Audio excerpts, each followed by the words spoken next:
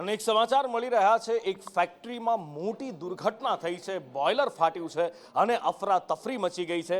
સુરતની મિલમાં બોઇલર ફાટ્યું છે, બોઇલરનું ડ્રમ ફાટતા અફરાતફરી મચી ગઈ છે। પલસાણાના જોડવા મિલની આ ઘટના છે કે જ્યાં બોઇલરનું ડ્રમ ફાટ્યું છે, બોઇલર ફાટ્યું છે। સંતોષ ટેક્સટાઇલ મિલમાં આ બોઇલર ફાટ્યું છે અને બોઇલર ફાટવાથી કેટલાક કર્મચારીઓના મોતની આશંકા સેવાઈ રહી છે। બોઇલર ખૂબ હાઈ પ્રેશર હોય છે અને એ વખતે જ્યારે ચાલુ મિલમાં કામ કરતા કર્મચારીઓ પણ ત્યાં હાજર હતા અને આ બોઇલર ફાટતા મોટી જાનહાનિની શક્યતાઓ છે। કેટલાક ઇજાગ્રસ્તો છે જેમને તાત્કાલિક હોસ્પિટલ ખસેડવામાં આવ્યા છે। ફાયર વિભાગની ટીમ અને પોલીસ પણ પહોંચી ચૂકી છે। બોઇલર ફાટ્યા બાદ આગ પણ લાગી હતી અને આગને કાબૂમાં લેવાના પ્રયત્નો થઈ રહ્યા છે અને કેટલા લોકો હજી સુધીમાં હતાહત થયા છે એનો કોઈ આંકડો નથી મળી રહ્યો। પણ ચાલુ મિલમાં જ્યારે આ રીતની કોઈ ઘટના બનતી હોય, બોઇલર ફાટ્યું છે, ખૂબ પ્રચંડ તાકાત આ બોઇલરની અંદર પ્રેશર ખૂબ હોય છે અને ફાટે ત્યારે ખૂબ પ્રચંડ તાકાતથી ફાટતું હોય છે, જાણે કોઈ મોટો બોમ્બ વિસ્ફોટ થયો હોય એ રીતે આ બોઇલર ફાટતું હોય છે અને એ જ ફરી એકવાર અહીંયા થયું છે। કઈ બેદરકારી, કોની બેદરકારી, શેના કારણે ફાટ્યું એ આગળ તપાસ થશે ત્યારે ખબર પડશે। પણ અત્યારે હજી કેટલા લોકો હતાહત થયા છે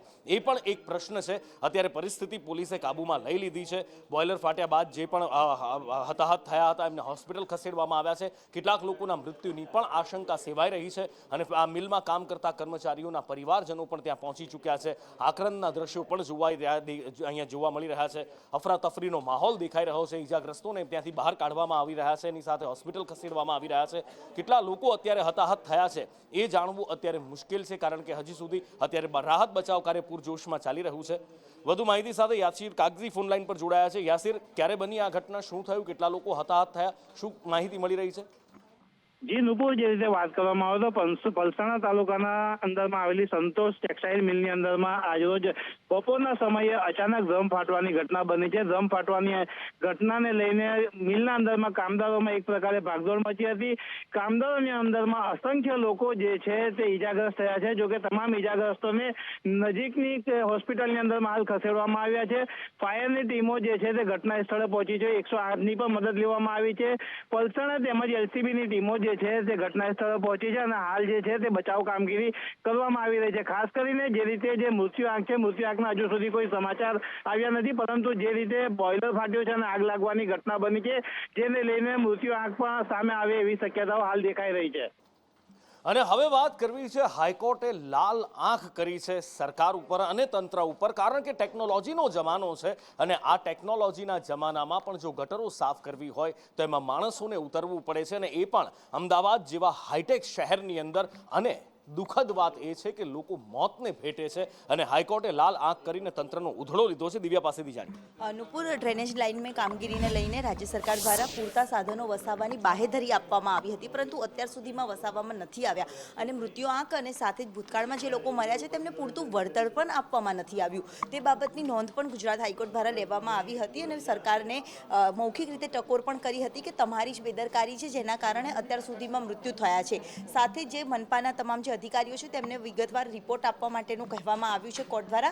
અત્યાર સુધીમાં કેટલા લોકોનું વળતર બાકી છે અને વળતરની પ્રોસેસ શું કરવામાં આવી છે તે બાબતને લઈને ખુલાસો માંગ્યો છે। સાથે જ સરકારે અત્યાર સુધી પૂરતા સાધનો વસાવ્યા નથી અને તેના જ કારણે લોકોના મૃત્યુ થઈ રહ્યા છે તે બાબતની નોંધ પણ ગુજરાત હાઈકોર્ટે લીધી છે।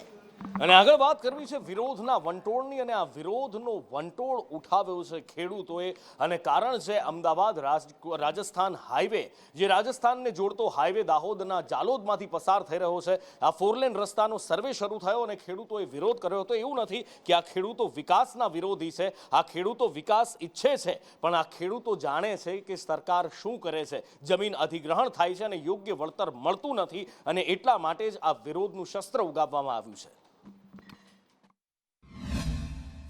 આવેદનમાં ચીમકી ઉચ્ચારી છે કે જો સરકારે અમારી જે આદિવાસીઓની જમીન છીનવી લઈ, અમારા બાળકોના ભવિષ્ય પર તરફ મારી અમને ભીખ માંગતા કરવાનું જે ષડયંત્ર કર્યું છે, તો ટૂંક સમયની અંદર આ સરકાર અમારા જે નિર્ણયો છે એને પાછા લે, નહીં તો આવનાર સમયની અંદર જ્યારે આદિવાસીઓ અમારા જાગશે ને બાયો ચડાવશે તે વખતે આ સરકાર છે ને પગ મૂકવાની પણ જગ્યા નહીં મળે। અમુક વળાંકો સીધી કરે એમાં ખાતાકીય ભાઈઓની જમીન જાય એમનો અમારો વિરોધ છે અને જો સરકાર અમારું ધ્યાન ના ધરે તો આવનારા સમયની અંદર કે અમારું ધ્યાન ના ધરે તો અમે ઉગ્ર આંદોલન કરીશું।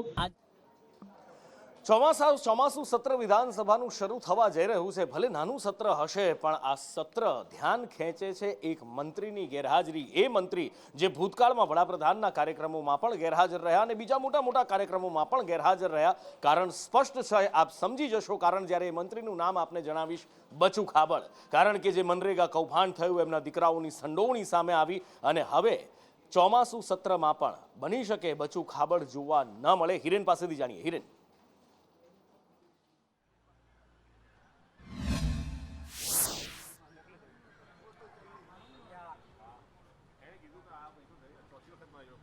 જો વિધાનસભાનું જે સત્ર 3 દિવસનું મળવાનું છે એમાં બચુ ખાબડ રાજ્ય સરકારના મંત્રી તરીકે હાજર નહીં રહે એ પ્રકારની સીધી વાત અત્યારે દેખાઈ રહી છે. કારણ કે એમના વિભાગના જે જવાબો છે એ જવાબ અન્ય મંત્રીઓ આપશે. અત્યાર સુધી રાજ્ય કક્ષાના પંચાયત મંત્રી તરીકે પંચાયત વિભાગના જવાબો બચુ ખાબડ આપતા હતા, પરંતુ આ વખતે એ પંચાયત વિભાગના જવાબો પણ રાઘવજી પટેલ કે જેમની પાસે પંચાયત વિભાગનો હવાલો નથી, પરંતુ એમને જવાબ આપવા માટે આ વખતે સૂચના આપવામાં આવી છે. આ ઉપરાંત કેબિનેટમાં રાઘવજી પટેલ કૃષિ મંત્રી હોવા છતાં ઘણી વખત કૃષિ વિભાગના જવાબો પણ તે આપતા હતા, પરંતુ આ વખતે જે પત્ર થયો છે મંત્રીઓના જવાબ માટેની એરેન્જમેન્ટનો, એમાં એક પણ ખાતું એમને ફાળવવામાં નથી આવ્યું. એટલે સીધી વાત છે કે અલગ અલગ કાર્યક્રમો અને સરકારી કાર્યક્રમો, રાજકીય કાર્યક્રમો પછી હવે વિધાનસભાના સત્રોમાં પણ આ મંત્રી છે એ હાજર નહીં રહે તે પ્રકારની સ્પષ્ટ વાત અત્યારે દેખાઈ રહી છે. જે કૌભાંડ મનરેગાનું સામે આવ્યું છે એમાં એમના બંને પુત્રોની ધરપકડ પછીથી મંત્રી બચુ ખાબડ છે એ ગાંધીનગર એમના કાર્યાલય અથવા તો કેબિનેટ બંનેમાંથી એક પણ જગ્યાએ નથી આવતા. પ્રધાનમંત્રીના દાહોદ કાર્યક્રમમાં પણ તેઓ ગેરહાજર હતા. ત્યાર પછી 15 ઓગસ્ટના કાર્યક્રમો અને હવે વિધાનસભાના સત્રમાં પણ બચુ ખાબડ ગેરહાજર રહેશે. અને આગળ વાત કરવી છે જૂનાગઢની રાજનીતિની. ભારતીય જનતા પાર્ટીની અંદર એટલું બધું ઘમાસાણ મચેલું છે કે વાત જવા દો. અને એમાં પણ ખાસ માણાવદર વિધાનસભા ક્ષેત્રમાં જવાહર ચાવડા, પૂર્વ ધારાસભ્ય માણાવદરના, પૂર્વ મંત્રી, એમના દ્વારા બેરોજગાર અભિયાન અહીંયા માણાવદરમાં શરૂ કરવામાં આવ્યું અને ધારાસભ્ય અરવિંદ લાડાણીએ એમના પર પ્રહાર કર્યા. જોકે આ પહેલા ચૂંટણી વખતે પણ ઘણા બધા આક્ષેપ પ્રત્યાક્ષેપ આપણે જોઈ ચૂક્યા છીએ અને આ બેરોજગારી અભિયાન શરૂ કરવામાં આવતા જ ફરી એકવાર ઘમાસાણ શરૂ થયું છે. એક બાજુ અરવિંદ લાડાણી અને રાજકીય સ્ટન્ટ ગણાવી રહ્યા છે, તો બીજી બાજુ જવાહર ચાવડા કહી રહ્યા છે કે મારા અભિયાનથી કોને શા માટે પેટમાં તેલ રેડાય છે એ હું સારી રીતે જાણું છું. અને આ બધાની વચ્ચે ડેરીના ચેરમેન પણ વિવાદમાં કૂદી પડ્યા છે. જવાહરભાઈ આજ 35 વર્ષથી જાહેર જીવનમાં રાજકારણમાં છે. ધારાસભ્ય તરીકે રહ્યા, માણાવદર વિસ્તારનું નેતૃત્વ કરે છે, મિનિસ્ટર પણ રહ્યા હતા. અને આજે હવે જ્યારે એને કેમ જરૂર પડી બેરોજગારી શોધવા માટેની, એને ખબર જ છે કે દેશની પરિસ્થિતિ શું છે, ગુજરાતની શું છે. આ હું માનું ત્યાં સુધી ફક્ત ને ફક્ત એનું એક નાટક જ છે. હું માનું છું મારું આ કામ વ્યાજબી છે એવું લાગવા માંડ્યું છે.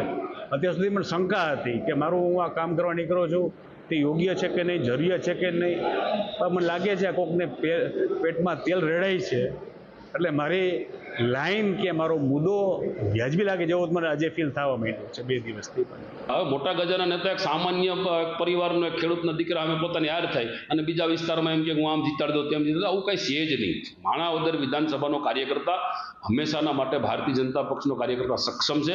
આવી માણાવદરના કે જૂનાગઢના કે ગુજરાતની પ્રજાને ભ્રામક વાતો કરીને ફેલાવે નહીં એટલા પૂરતી વાત છે. કોઈ ન ઘરના કે નહીં ઘાટના. હવે આમ આદમી પાર્ટીને અત્યારે ઇનડાયરેક્ટ એને એક માણસને ટકો મારીને મોકલે છે. આ બધી ભાજપને બધી ખબર છે ભાઈ. અને આવા જ કંઈક હાલ ભરૂચ જિલ્લામાં પણ છે. આમ તો ભરૂચ જિલ્લાના સાંસદ મનસુખ વસાવા બેબાક બોલ માટે જાણીતા છે. કારણ કે કંઈ પણ હોય, એ ખનીજ માફિયાઓની વાત હોય કે પછી બીજા કોઈ પણ પ્રશ્નો હોય, પાર્ટી સામે બોલતા પણ ખચકાતા નથી અને પાર્ટી લાઈન ઉપર જઈને કંઈ કહેતા પણ ખચકાતા નથી. અને આ વખતે એક ડેરીના વહીવટ ઉપર એમણે સવાલ ઉઠાવ્યા છે અને ડેરીના ચેરમેન ઉપર મનસુખ વસાવા દ્વારા સીધા સવાલ કરવામાં આવ્યા છે. ભરૂચ ડેરીમાં રાજકારણ આ સાંસદ મનસુખ વસાવાના નિવેદનના કારણે ગરમાયું છે. કારણ કે સીધું ચેરમેન પર નિશાન સાધતા કહ્યું છે કે જૂના કાર્યકરોની અવગણના કરવામાં આવે છે. સાંસદ મનસુખ વસાવાના આ આરોપ પછી રાજનીતિ કેવી ગરમાઈ છે, જાણીએ કશ્યપ પાસેથી. કશ્યપ, દૂધધારા ડેરીમાં ચૂંટણી જે છે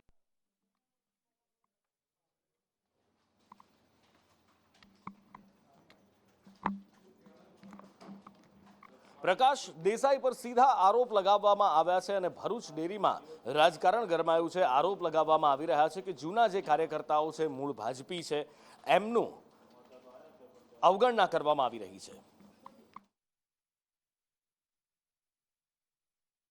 વડોદરામાં શ્રીજીની પ્રતિમા ઉપર ઈંડા ફેંકવામાં આવ્યા હતા અને એમાં આરોપીઓની ધરપકડ કરવામાં આવી હતી. એવું કહેવાઈ રહ્યું હતું કે ટીખળ માટે આ વસ્તુ કરવામાં આવી હતી, પણ એક મોટા ઘેરા ષડયંત્રનો પર્દાફાશ થયો છે અને આમાં કાવતરાખોર સાદિકા સિંધીની ધરપકડ કરવામાં આવી છે. જુનેદ એની માતા છે સાદિકા સિંધી અને સાથે જ સાદિકાનો પતિ પણ વોન્ટેડ આરોપી છે અને આ ચારે ચાર કોઈ ટીખળ કરવા માટે નહીં પણ કોમી વૈમનસ્ય ફેલાવવા માટે આ કાવતરું ઘડ્યું હતું. સાદિકાની પોલીસે ધરપકડ કરી લીધી છે.